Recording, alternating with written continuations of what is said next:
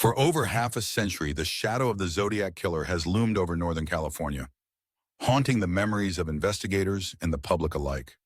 Between 1968 and 1969, a series of brutal murders and taunting letters sent to newspapers gripped the nation, as the unknown perpetrator claimed responsibility for at least 5 confirmed killings.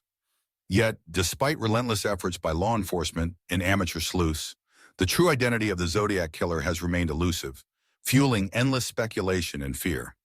But now, in the wake of new revelations and groundbreaking documentaries, some believe the case may be closer to resolution than ever before. Recent years have seen a surge of renewed interest in the Zodiac case, sparked in part by a wave of fresh documentaries and investigative projects. In October 2024, Netflix premiered This is the Zodiac Speaking, a documentary that brought long-buried details and personal testimonies to light. Central to this new investigation is Arthur Lee Allen, a former elementary school teacher and convicted sex offender who died in 1992.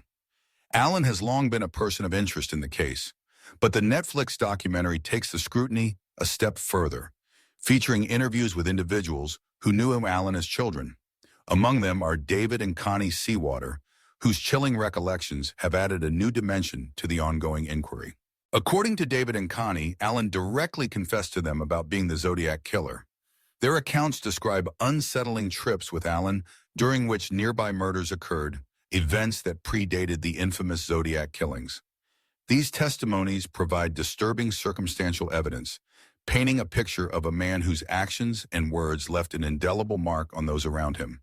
Despite the mounting suspicions and the compelling stories from those who knew him best, authorities never gathered enough definitive proof to arrest or charge Allen during his lifetime.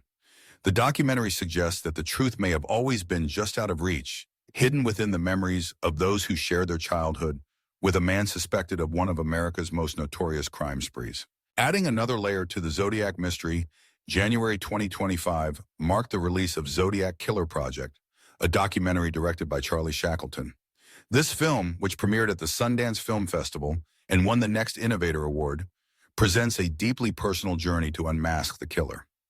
Shackleton's approach blends investigative journalism with his own narrative, offering a unique perspective on the tireless pursuit of truth.